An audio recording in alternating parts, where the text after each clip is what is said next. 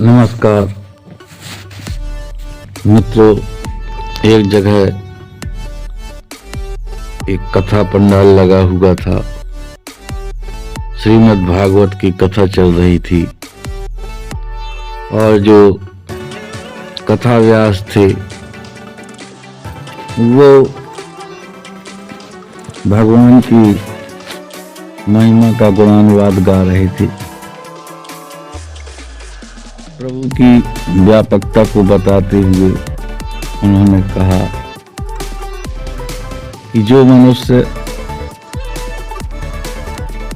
जैसे कर्म करता है उसके अनुसार उसे फल मिलते हैं, लेकिन संसार में ऐसा कोई नहीं है जिसे भोजन की कमी हो या भोजन प्राप्त न हो। सुबह जब उठेगा तो राजा हो रंक हो सभी भूखे होते हैं, लेकिन जब शाम को बिस्तर पर जाने का समय होता है तो अवश्य पेट भरा होता है। उनके कहने का तात्पर्य ये था कि अगर भागवत सेवा आप कर रहे हैं, आपका आचरण सात्विक है, तो जिसने आपको जन्म दिया है वो आपके भोजन का भी प्रबंध करेगा। कोई गलत कदम मत उठाएं, इधर उधर के प्रपंचों में मत फंसें। तो एक गांव के ही व्यक्ति बैठे हुए थे, बोले पंडित ऐसा कैसे हो सकता है, जब हम कोई कर्म नहीं करेंगे तो हमको भोजन कैसे मिलेगा। क्योंकि उनका मानना ये था कि कर्म प्रधान है, कर्म करने से ही भोजन की उपलब्धता होती है। तो पंडित जी बोले नहीं, अगर आपकी ईश्वर में आस्था पक्की है तो आपको बिना कर्म के भी भोजन मिलेगा। बोले मैं ऐसा कैसे मान सकता हूँ, आज तक मैं ऐसा कभी नहीं हुआ कि बिना कर्म के किसी को कुछ मिला हो। बात तो उनकी भी सही थी।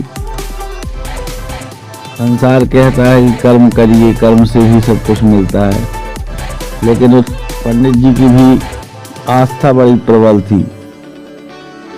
वो बोले भगत तुम मेरी बात पर विश्वास कर, अगर तुम भगवत भक्ति में है, भगवत भक्ति कर रहा है, तो तुम अगर कर्म भी नहीं करेगा तो तुझको भोजन देगा, ये उसकी जिम्मेदारी है। इस प्रकार से उन दोनों लोगों का वार्तालाप विवाद बन गया और पंडित जी ने जोश जोश में कह दिया कि अगर तुझको भोजन नहीं मिलेगा और तुम पूरे दिन भगवत भजन में मस्त रहेगा, हृदय से तुम भगवान का स्मरण करेगा, तो आज से मैं कथा कहना ही बंद कर दूंगा। मैं जीवन में कभी इस व्यासपीठ पर नहीं बैठूंगा। और जो वो श्रोता भक्त थे वो बोले अगर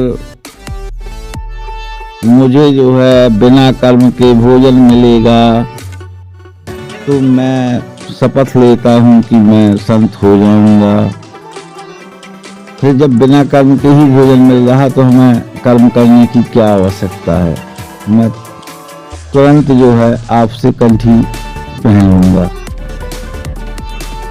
वो बोला ठीक है, मैं कल ही इस बात का परीक्षण करके आपको कथा में ही बताऊंगा। अब वो भक्त भी चतुर था, उसने सोचा अगर मैं घर में रहूंगा तो लोग समझा के खिला देंगे, अगर आसपास रहूंगा तो लोग पहुंच जाएंगे शाम दोपहर में।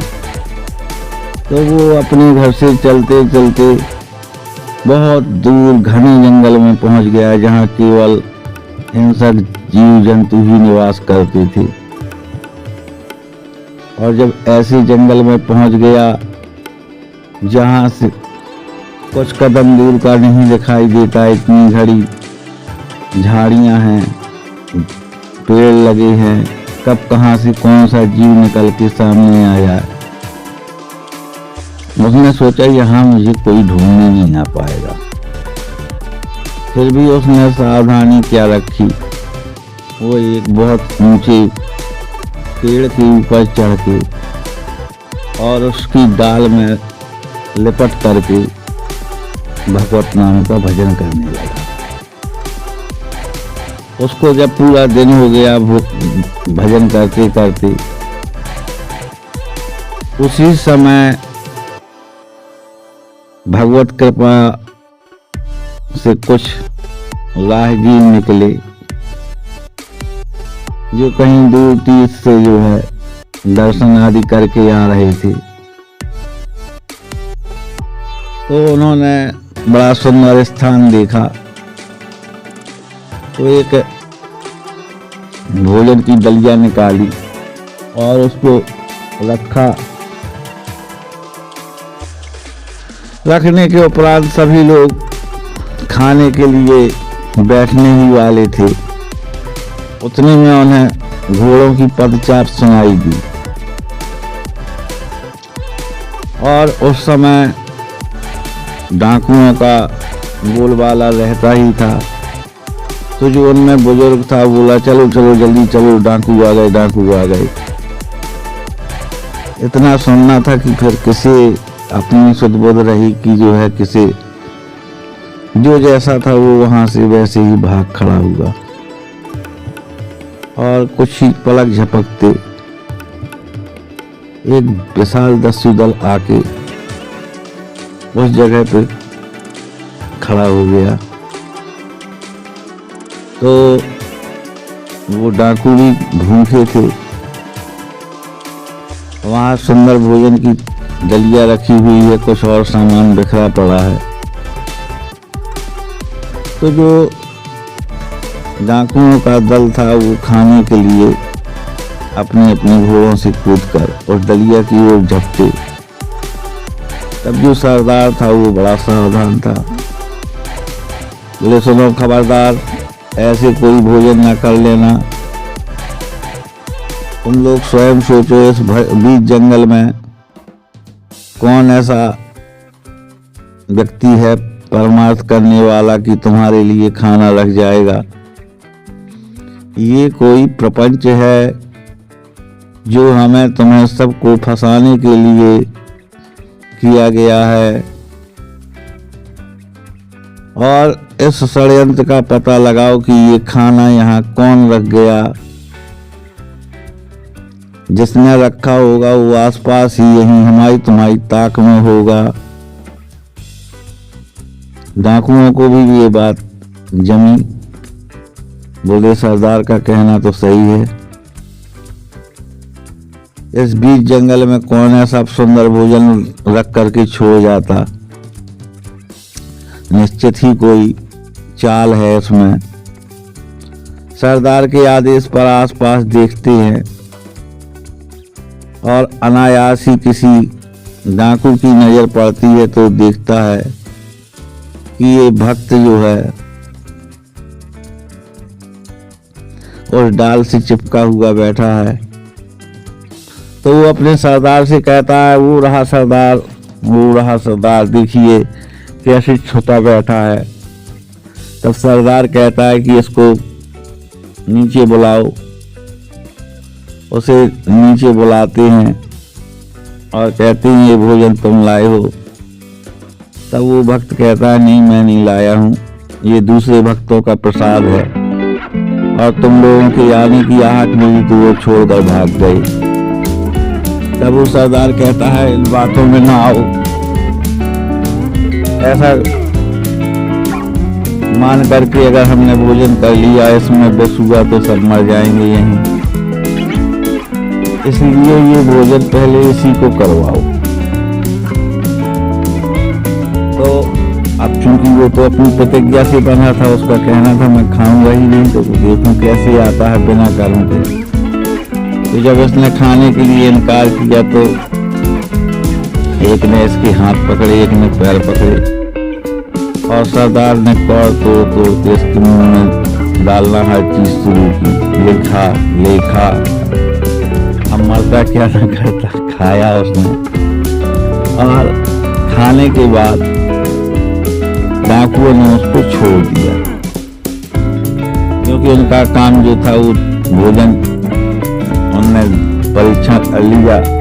जब इसको कुछ नहीं हुआ तो जो भी बचा था उन्होंने भी खाया और बोले बस अब तुम पीछे मुड़कर नहीं देखना, वो अपने घर को जा।